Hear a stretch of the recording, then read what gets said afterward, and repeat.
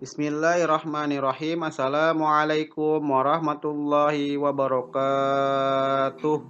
Alhamdulillahi rabbil alamin wa bihi nasta'in wa la umurid dunya waddin.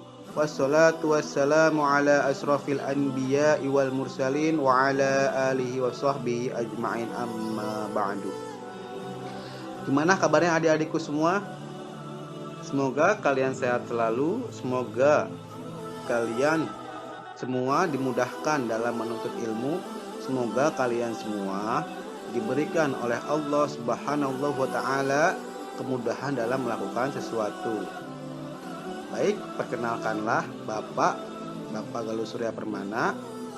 Bapak merupakan mahasiswa dari Universitas Islam Jakarta yang insya Allah yang akan mengajar dan mendidik kalian selama 6 bulan ke depan. Baik, sebelum kita memulai pembelajaran hari ini, mari kita sama-sama membaca doa terlebih dahulu. Bismillahirrahmanirrahim.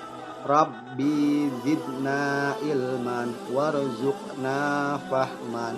Amin ya rabbal alamin.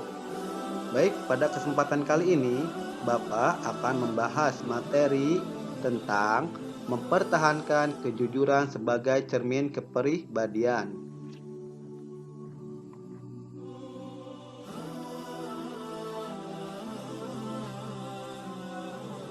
Baik, pengertian kejujuran. Dalam bahasa Arab, kata jujur semakna dengan as-sidqu atau sidik, yang berarti benar, nyata, atau berkata benar. Lawan kata ini adalah dusta atau dalam bahasa Arab al-kadzibu. Dan manusia yang diberi gelar as-sidqu atau sidik ialah Abu Bakar. Mengapa Abu Bakar mendapatkan gelar as-sidqu atau as-sidik? Dikarenakan keyakinan kepada Allah dan Rasul-Nya, ia mendapatkan gelar as-sidqu atau sidik.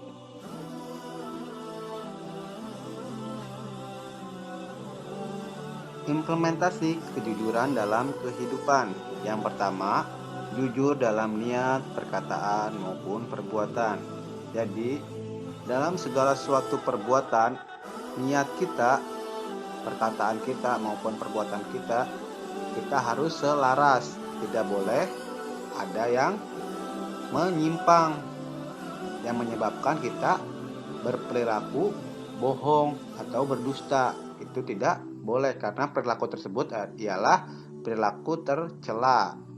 Kita harus menghindarinya.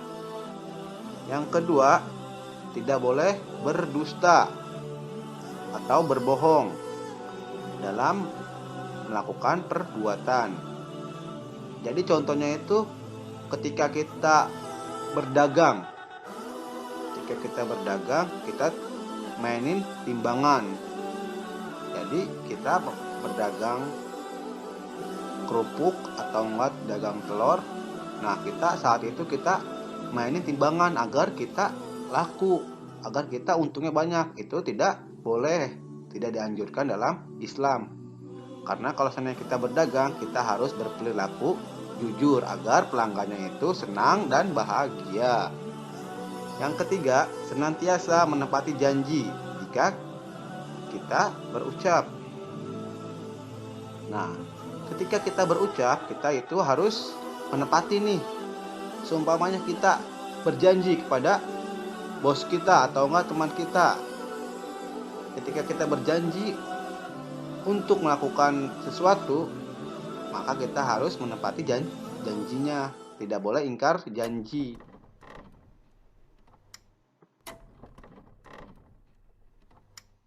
Baik, ayat yang menjelaskan berperilaku jujur terdapat di Quran surat At-Taubah ayat 119. Baik, Bapak akan membacakan ayat tersebut. Bismillahirrahmanirrahim. Ya ayyuhalladzina amanu taqullaha wa kunu ma'as shodiqin, yang artinya, wahai orang-orang yang beriman, bertakwalah kepada Allah dan bersamalah kamu dengan orang-orang yang benar. Quran Surat At-Taubah ayat 119. Dan di dalam penjelasan lain terdapat di sebuah hadis yang artinya, pertama dari Ibnu Mas'ud radhiyallahu anhu dari Nabi Muhammad shallallahu alaihi wasallam bersabda, sesungguhnya kejujuran itu menunjukkan kepada kebaikan, dan sesungguhnya kebaikan itu menunjukkan ke surga, dan sesungguhnya seseorang selalu berbuat jujur sehingga dicatatlah di sisi Allah sebagai seorang yang jujur, dan sesungguhnya dusta itu menunjukkan kepada kejahatan, dan sesungguhnya kejahatan itu menunjukkan kepada neraka, dan sesungguhnya seseorang yang selalu berdusta maka dicatatlah di sisi Allah sebagai seorang yang pendusta. Hadis muttafaqun alaih. Baik jaminan kita ketika kita jujur ialah surganya Allah Subhanahu wa taala.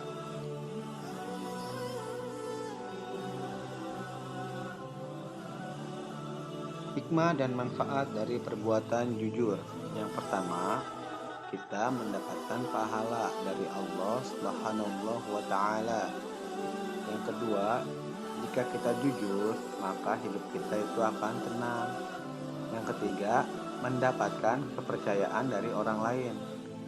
Ketika kita sudah dipercaya oleh orang lain, maka jagalah kepercayaan tersebut. Karena kepercayaan itu layaknya sebuah gelas.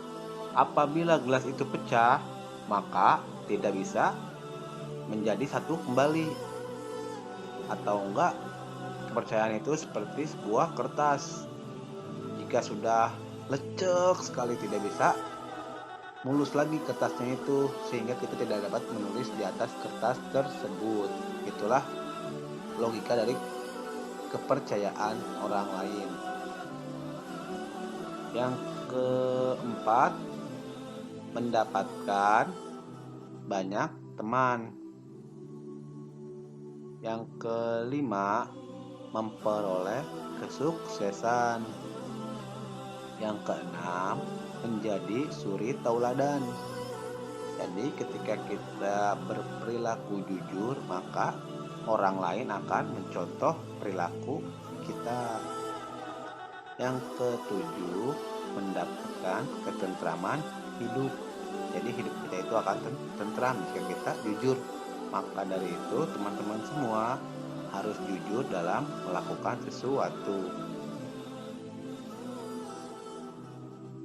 Baik, sebelum Bapak menutup pembelajaran hari ini, Bapak akan mengisahkan sebuah cerita terlebih dahulu.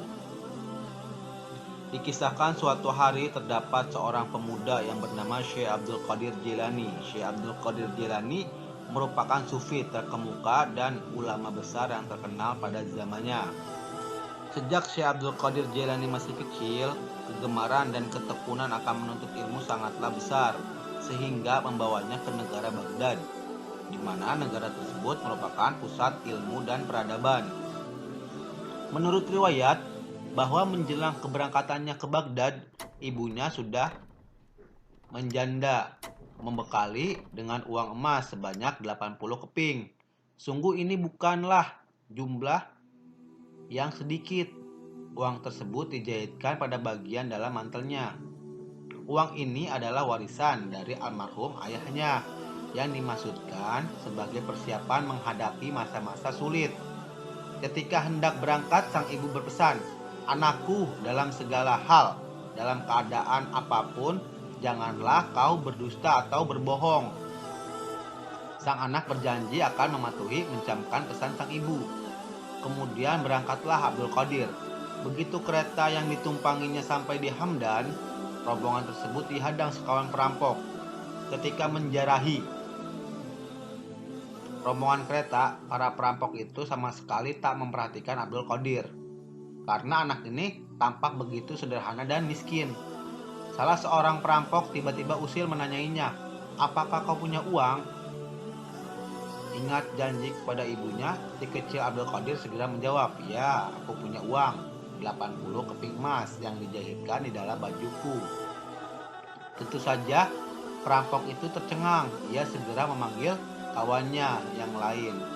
Kawannya itu juga bertanya kepada Abdul Qadir dan dijawab dengan jawaban serupa. Mereka heran, ada manusia sejujur ini. Lalu mereka membawa Abdul Qadir kepada pucuk pimpinan perampok. Ia ditanya yang serupa dan jawabannya tetap sama. Pemimpin perampok merasa penasaran, lalu jahitan baju Abdul Qadir dibuka.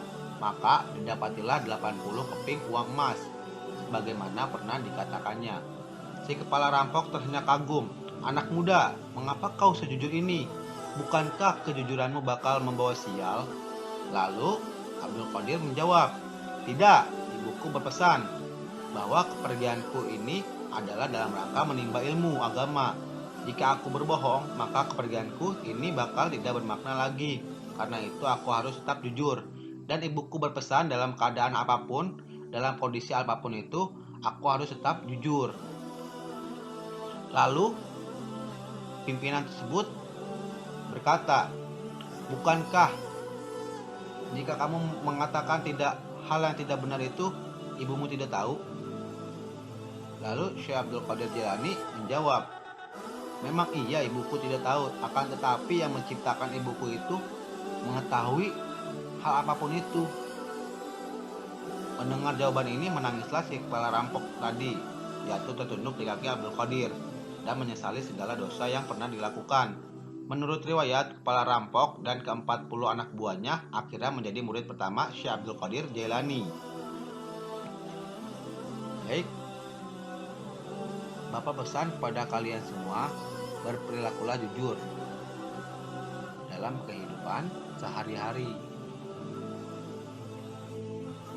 Kata-kata mutiara tentang kejujuran. Berkatalah jujur walaupun terasa pahit. Barang siapa yang sedikit kebenarannya atau kejujurannya, sedikit pula lah temannya. Pergaulilah orang yang jujur dan menepati janji.